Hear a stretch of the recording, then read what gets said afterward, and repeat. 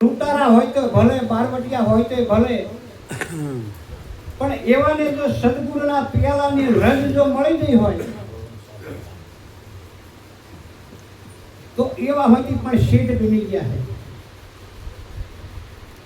એટલે આગળ બીજી કડીમાં શું કહે છે? એવો અજરય મીરસ જે પીવે, એવો અજરયામી રસ જે પીવે, નાને નાને વેણ પલટાય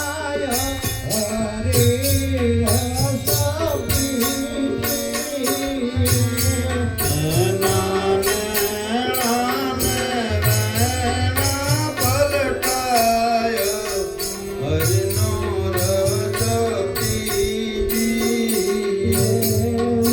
પીવે.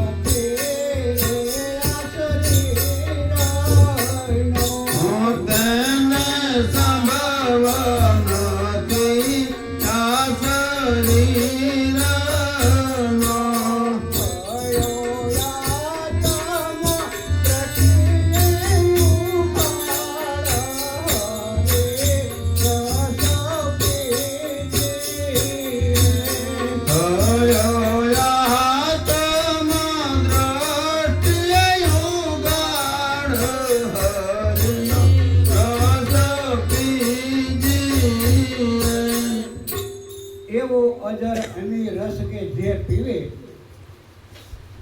જોયું આ સદગુરુ ગમનો પિયાલો કેવો છે? અજર, અજર એટલે જરી ન જાય, જરી એટલે ઓગળી ન જાય, ઓગળી એટલે જમીનમાં ભળી ન જાય એવો પિયાલો. આ દેહરીઓ ને એ ઓગળી જવાનો, આ દેહરીઓ એ બળી જવાનો, રાખ થઈ જવાનો, માટી થઈ જવાની. અરે આ આંખેથી આ વિશ્વમાં જેટલું દેખાય એટલું પરિવર્તન થાય ને થાય, નાશવંત છે. પણ એવો હરિરસ જો પીવાઈ જાય તો પરમાત્મા અખંડ છે, અવિનાશી છે, એનો અનુભવ થાય ને થાય. અને જો એવો હરિરસ પીવાઈ જાય તો શું કહેશે કે એવો અજર અમી રસ જે પીવે એના નેણ અને વેણ પલટાય. જેસલ જાડેજો મહાન પાટી બારવટીયો કહેવાતો, પણ સચી તોરલ પાસે એવો હરિરસ પિયાલો હતો. એવો અજર અમીરસ પિયાલો તોરલે પાયો તો જેસલના નેણ અને વેણ જોયો, બે બદલાઈ ગયા.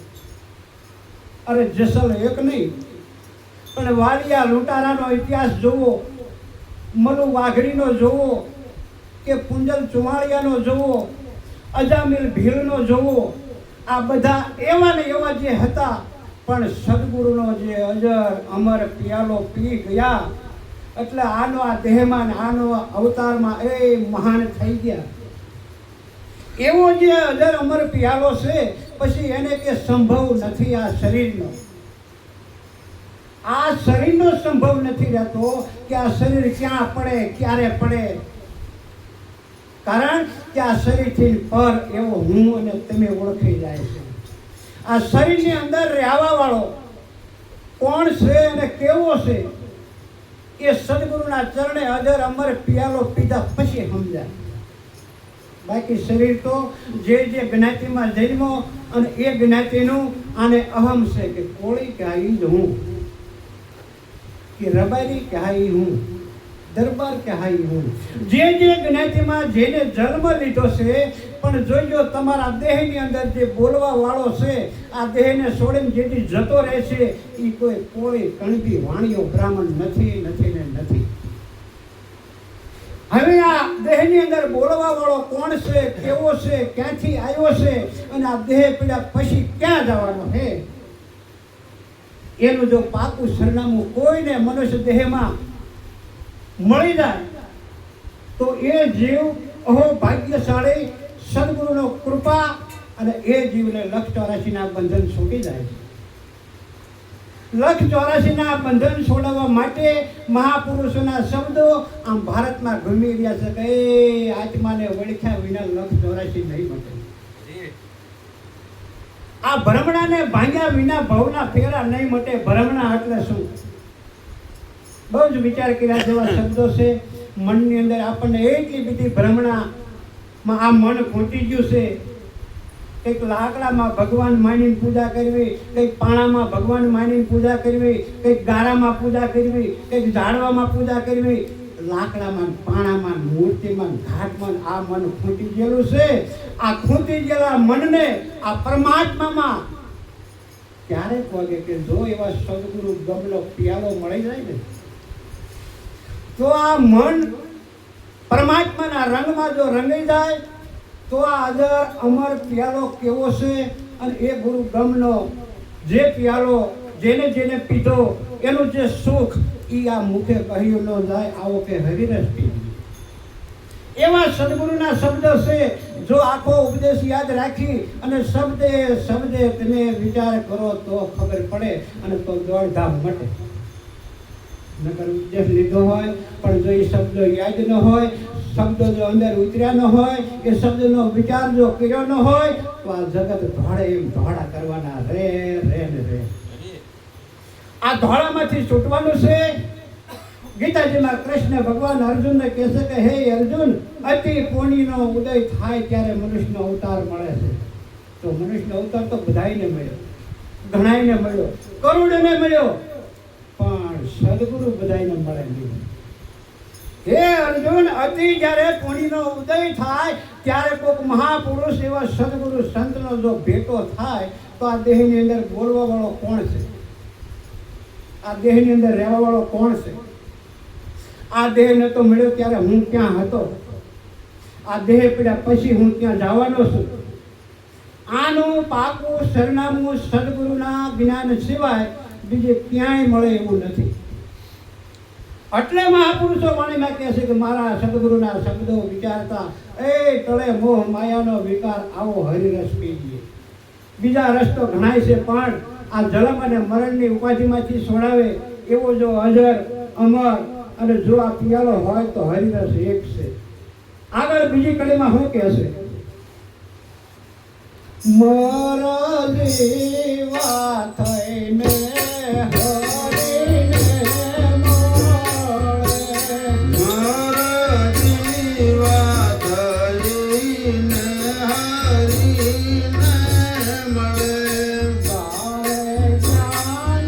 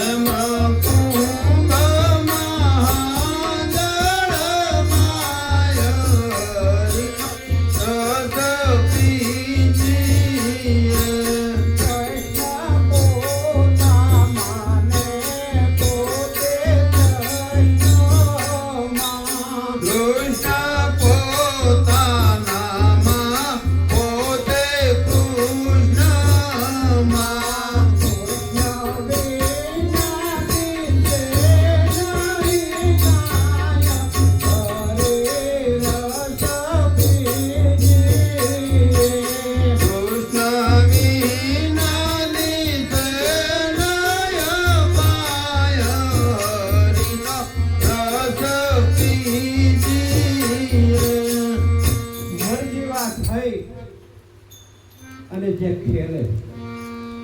મરજીવા એટલે શું? સંતોના શબ્દોમાં કંઈક સમજવામાં સૂક્ષ્મ બુદ્ધિની જરૂર પડે.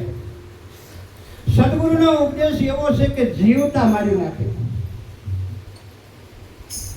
જીવતા મારે અને માર્યા પછી જે પાછા જીવતા થાય. પોપટરાજ હંસરાજના શબ્દો છે કે આગમ પંથ એવો છે, આમાં ભણેલા ભૂલી જાય. એટલે આ ભણેલા ભૂલી જાય, આમાં જ્ઞાની ગોથા ખાય. આ આગમ પંથ એવો છે, આમાં ભણેલા ભૂલી જાય. અને એમાં એક કડી એવી આવે છે કે જો જીવતાને મારી નાખે ને મળા સજીવન થાય. એટલે જ્યાં સુધી જીવતા હોય ને ત્યાં સુધી કંઈક દેહનું હું પણ હોય, પણ આ તો જ્ઞાનની રીતે મારે છે. જ્ઞાનની રીતે મરવાનું છે, આ જ્ઞાનની રીતે જીવાત્માને જાગવાનું છે. અજ્ઞાન દશામાં જીવાત્મા ફૂટેલો છે. એને જ્યારે સદગુરુ જો મળી જાય તો આ જીવાત્માને જગાડે છે. અને જગાડ્યા પછી આને મૂળ સ્વરૂપનું જ્યારે ભાન થાય છે ત્યારે આ બ્રહ્મ જ્ઞાન આખા ગગનમાં, જે કૃષ્ણ ભગવાન કહે છે કે હે અર્જુન, મારી વિના એક રજ ખાલી નથી. એટલે ઝાડમાં, પહાડમાં, પશુમાં, પંખીમાં, સર્વત્રની અંદર હું વસી રહ્યો છું. એ જ્ઞાન આને ગગનવંત થાય ને થાય. પછી ગગનવંત એટલે આખા ગગન, આખા વિશ્વમાં જોવાને પરમાત્મા નક્કી થાય તો કે છે કૃષ્ણ પોતામાં છે.